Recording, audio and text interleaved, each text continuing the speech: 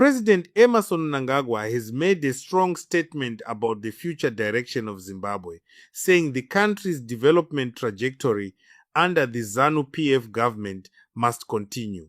The president made the remarks during an interview with Belarusian national television, where he spoke about his vision for Zimbabwe and the importance of continuity in the country's development agenda. But his statement raises a much bigger political question. Does continuity mean Zimbabwe is finally building a long-term development strategy, or does it mean the country should remain firmly on the political and economic path set by ZANU-PF?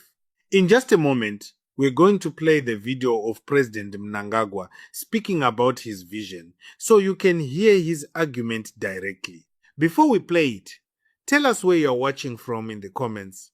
And if you haven't subscribed yet, make sure you subscribe for more Zimbabwe news and political analysis. My dream is that the trajectory that ZANU-PF has brought to the country in terms of development should continue.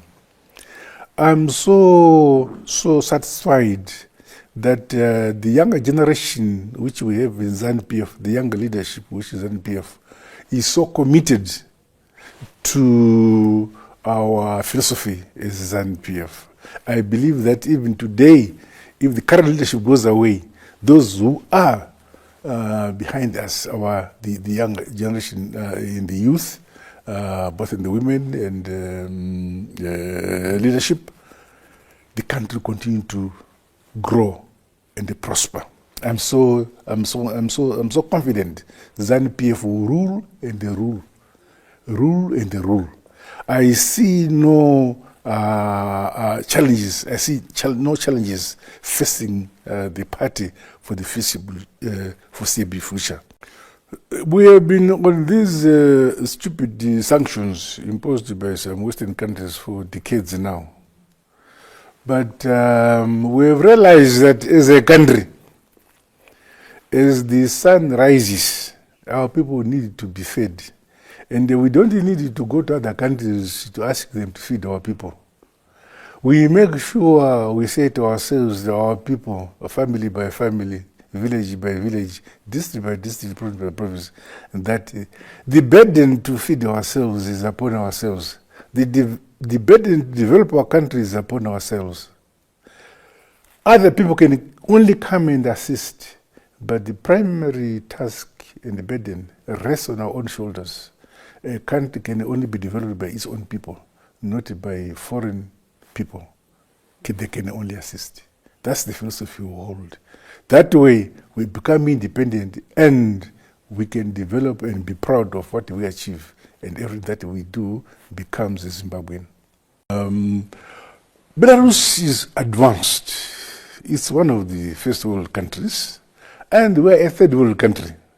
And we are having this relationship with a first world country and a third world country. So who is benefiting? It is us, a third world country, benefiting from a country willing to assist us. We have many of our students learning now in Belarus, acquiring skills to come back and develop our country.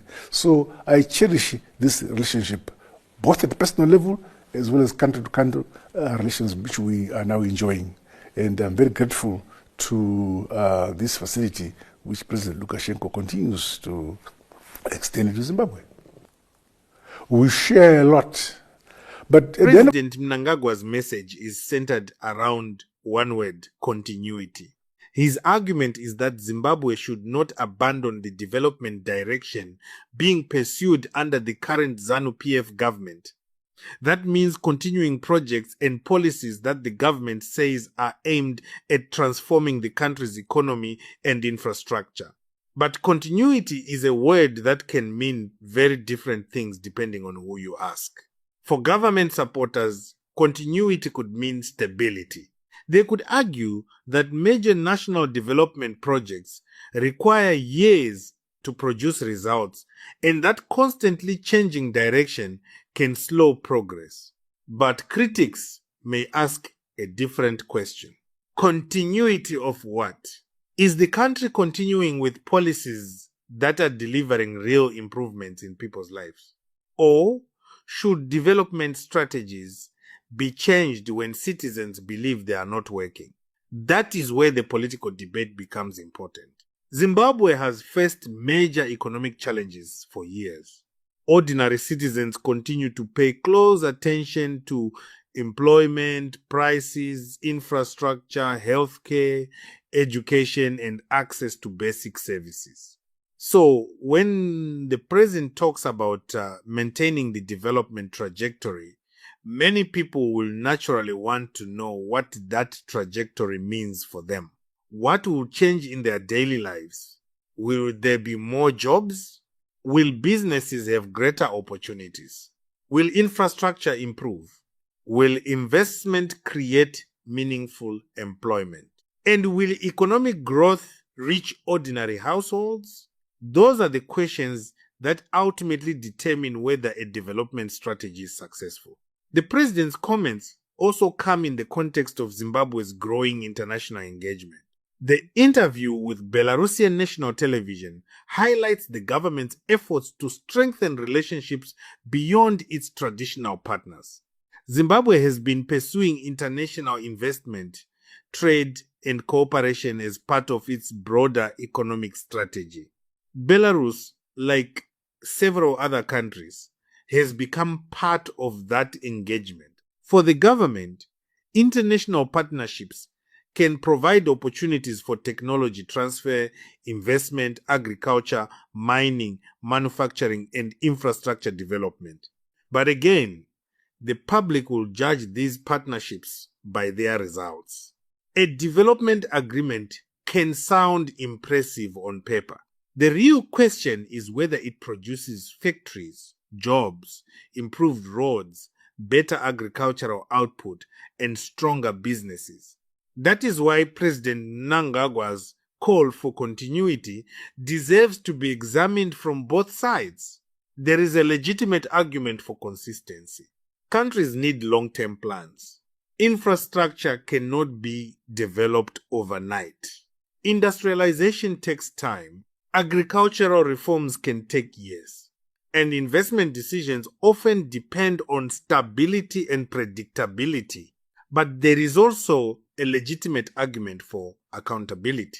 Continuity should not mean refusing to change policies that are not delivering the expected results. A government must be able to say, this worked, this did not work. Here is what we are changing. That is how development strategies improve. So, the real challenge for Zimbabwe is finding a balance between continuity and correction. The country needs long-term vision, but it also needs the flexibility to respond when circumstances change. President Mnangagwa is clearly arguing that Zimbabwe should continue along the path his government has established. The next question is whether Zimbabweans believe that path is delivering enough. That answer will ultimately be found not only in government speeches but in people's experiences. If citizens see better infrastructure, stronger industries, more investment, and improved living standards, support for continuity could grow. If people continue experiencing economic hardship without seeing meaningful improvement, calls for a different approach will naturally become louder, and that is the reality of politics. Governments are judged by outcomes. The president's development vision, therefore, faces a very important test. Can the government turn its plans into improvements that ordinary Zimbabweans can actually feel? Can it create an economy that provides opportunities for young people?